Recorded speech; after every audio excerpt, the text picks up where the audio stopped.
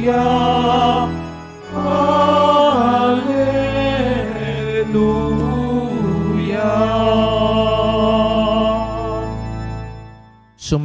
ang Panginoon at sumayo rin ang pagpapahayag ng mabuting balita ng Panginoon ayon kay San Lucas. Papuri sa iyo, Panginoon. Noong panahong iyon, ang Panginoon ay humirang ng 72. Pinaunan niya sila ng dala-dalawa sa bawat bayan at puok na patutunguhan niya. Sinabi niya sa kanila, "Saganang aanihin, ngunit kakaunti ang mga manggagawa. Idalangin ninyo sa may-ari na magpadala siya ng mga manggagawa sa kanyang bukirin. Humayo kayo. Sinusugo ko kayong parang mga kordero sa gitna ng mga asong gubat. Huwag kayong magdala ng lukbutan, supot o panyapak. Huwag na kayong titigil sa daan upang makipagbatian kanino man. Pagpasok ninyo sa alinmang bahay, sabihin muna ninyo, maghari nawa ang kapayapaan sa bahay na ito. Kung maibigin sa kapayapaan ang nakatira doon, sasa kanila ang kapayapaan. Ngunit kung hindi, hindi sila magkakamit nito. Manatili kayo sa bahay na inyong tinutuluyan. Kanin ninyo at inumin ang anumang idulot sa inyo, sapagkat ang manggagawa ay may karapatang tumanggap ng kanyang upa. Huwag kayong magpalipat-lipat ng bahay. Kapag tinanggap kayo ng alinmang bayan, kanin ninyo ang anumang ihain sa inyo.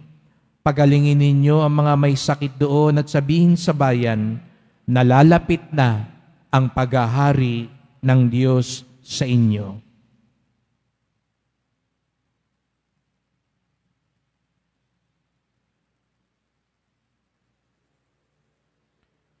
Ang mabuting balita ng ating kaligtasan. Pinupuri ka namin, Panginoong Jesucristo. Magsiupo muna pong lahat.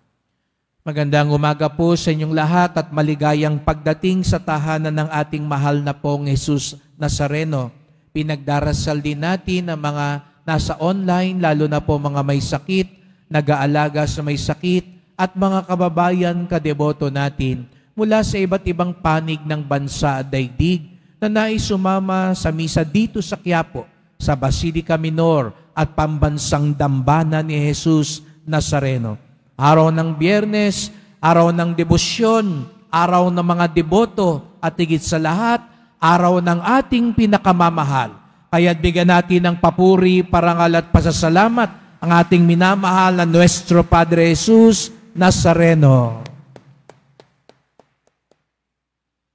Sa araw na ito ay ipinagdiriwang natin ng kapistahan ni San Lucas, ang isa sa 4 na sumulat ng Ebanghelyo.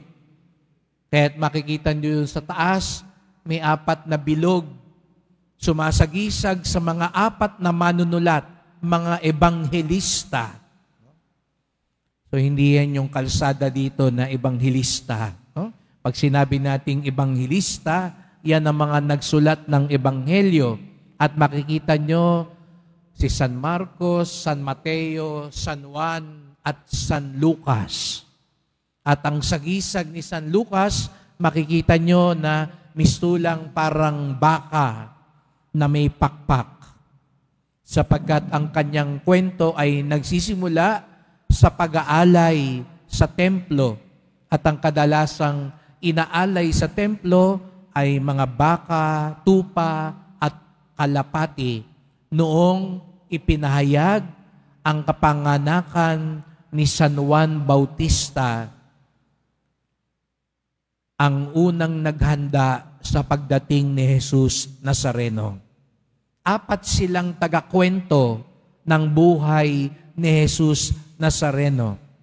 At natural lamang na kapag iba-ibang tao ang nagkukwento, halimbawa ako po, kung may tatanungin kayo, siguro ay may mga ibang datos na pare-pareho, pero kung tatanungin ninyo ang aking tatay, ang aking ate, ang aking kaklase, ang aking kaibigan, natitiyak ko parang iba-iba rin ang magiging kwento nila. Depende sa pagkakaugnay sa akin. Magkakatugma siguro sila sa birthday, sa lugar kung saan ako pinanganak, pero sa iba't ibang bahagi ng ginawa ko, depende sa nagkukwento. Di po ba? At kung halimbawa, iba sa inyo ay binigyan ng mga litrato, siguro iba sa inyo pag naglipat ng bahay, nakita ninyo yung mga litrato at sabihin ko sa inyong ayusin mo sa album ang mga litrato, paano kayo mag-aayos ng litrato?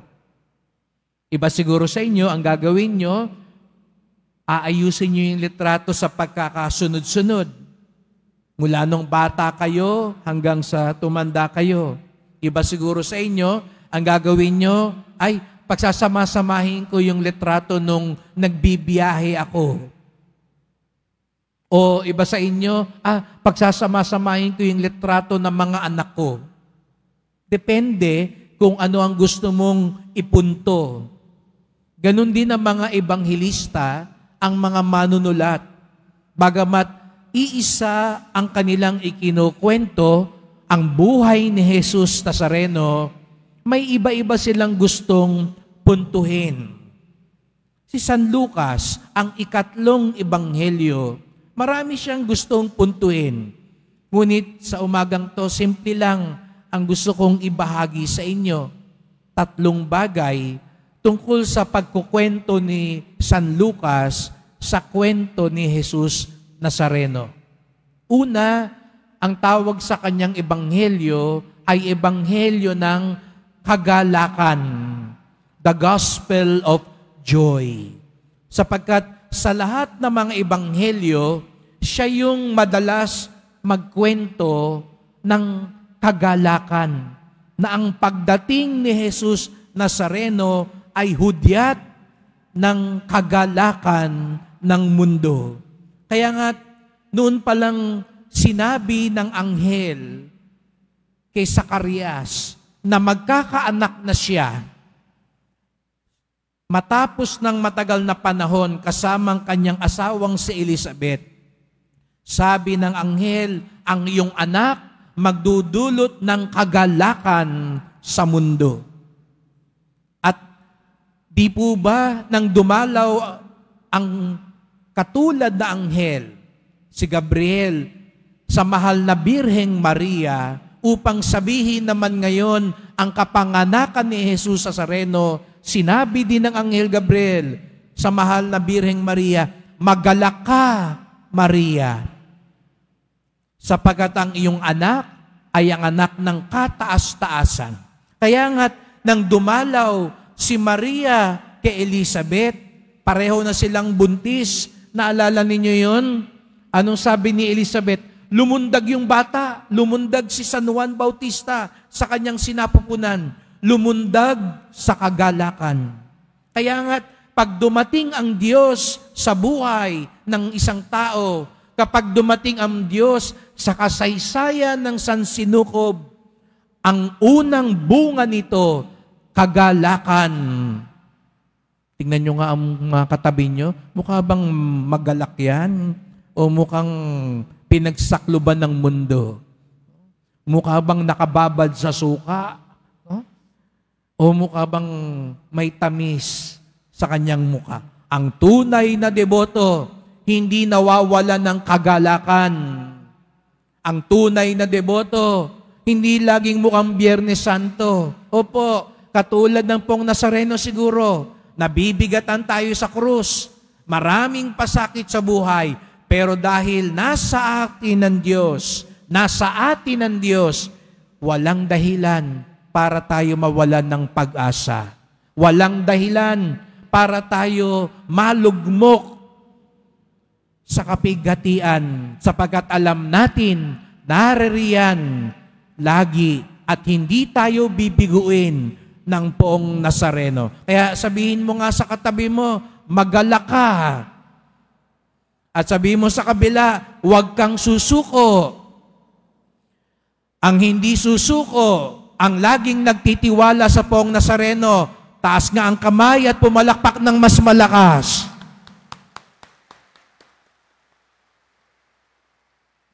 Kaya mga kapatid, ang unang paalala ni San Lucas, kapag nasa atin ang Diyos, lagi tayong dapat magalak. Hindi maiiwasan ang problema. Hindi maiiwasan ang krus. Pero hindi rin maiiwasan ang hindi maubusan ng pag-asa. Kaya nga laging pinapaalala ni Papa Francisco, ang tanda ng isang Kristiyano ay kagalakan, the joy of the gospel. Dadami ang deboto kung pag-uwi natin mamaya, ipakita natin sa kanila, pinasigla tayo ng Nazareno. Pag-uwi nyo mamaya, tapos papaluin nyo yung mga anak nyo, mga apo nyo, pag-uwi nyo mamaya, makikipagbasag ulo kayo, sasabihin ng mga tao, galing bang Quiapo yan?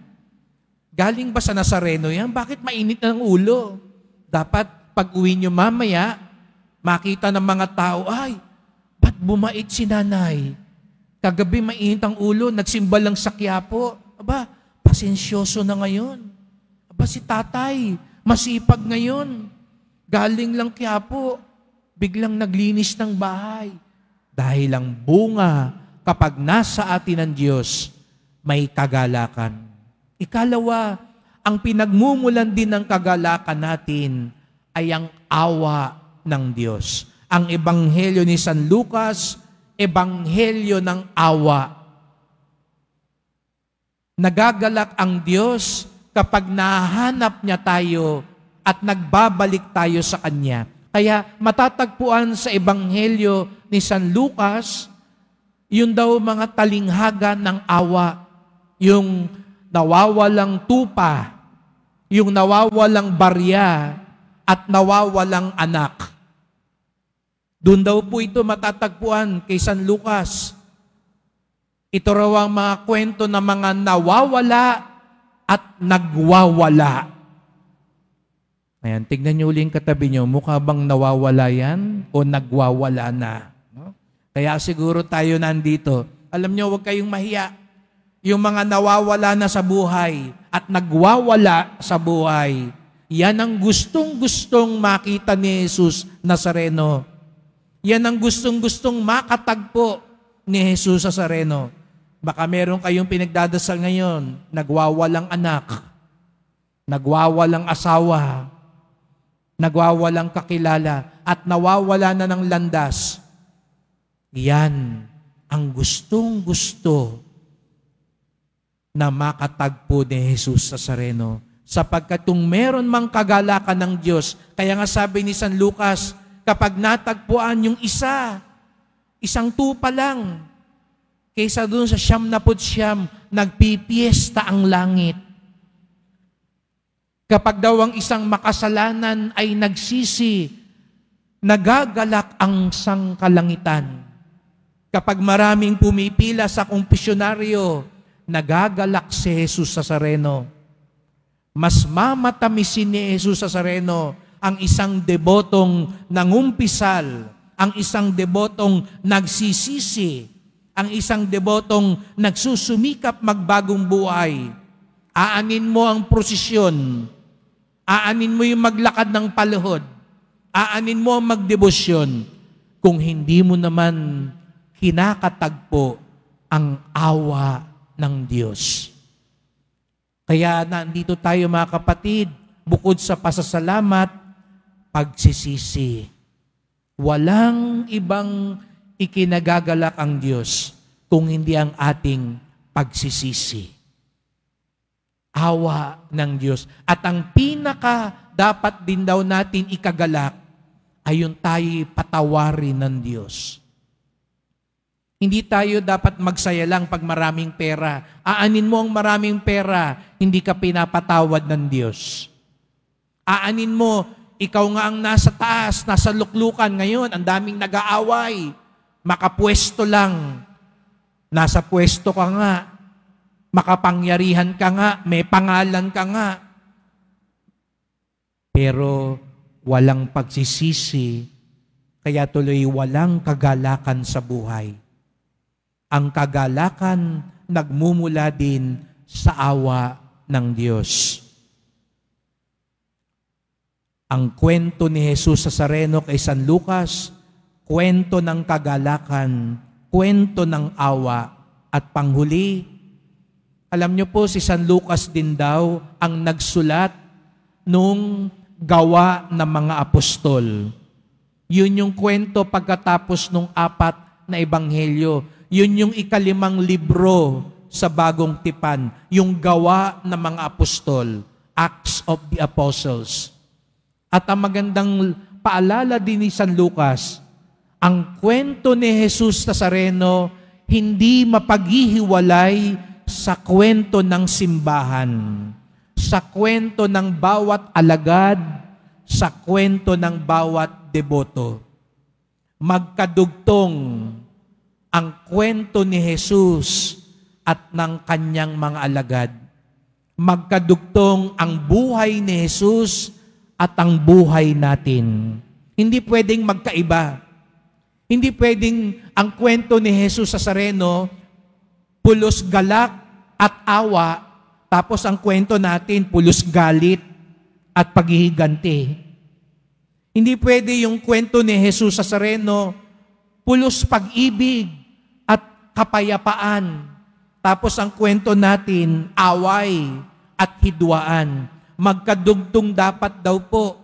Kaya nga, nung nabuhay na mag-uli si Jesus Nazareno, sa kwento naman ni San Lucas, nabuhay na mag-uli ang simbahan. Dati-rati, duwag ang simbahan. Magulo ang simbahan. Pero nung nabuhay na mag-uli si Jesus Nazareno, naging masigla na uli ang simbahan.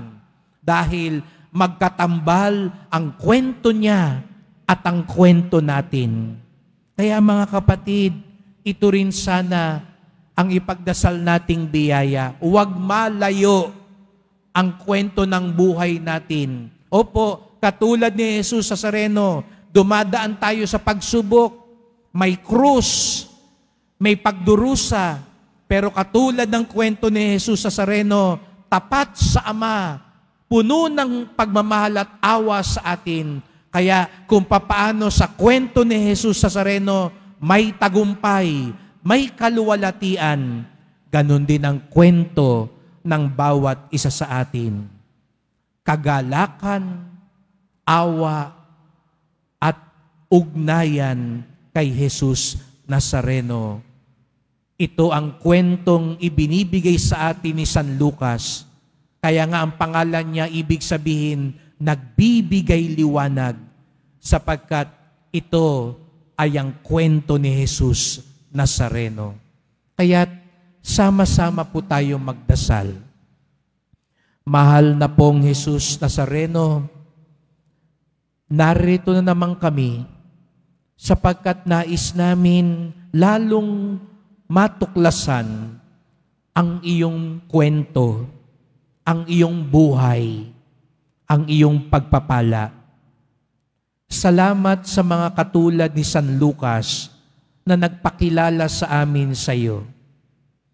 Kami din po, isugo ninyo, maipakilala namin kayo sa aming pamilya, sa aming mga kasamahan, sa aming kapwa, lalo na sa mga hindi pa nakakakilala sa iyo. Tulungan niyo po kaming matagpuan ang kagalakang tunay sa buhay. Tulungan niyo po kaming magsisi upang matagpuan namin ang iyong walang hanggang awa at pagpapatawad. At higit sa lahat, huwag nawang malayo ang aming buhay sa iyong buhay. Patawarin niyo po kami kapag minsan naiiba ang aming ugali, naiiba ang aming ginagawa, naiiba ang aming kwento sa iyong buhay. Patawarin niyo po kami, gabayan niyo po kami, upang kami din magbigay liwanag sa mundo. Mahal na pong Jesus Nazareno, kaawaan niyo po kami, Basbasan niyo po kami. Amen. Amen.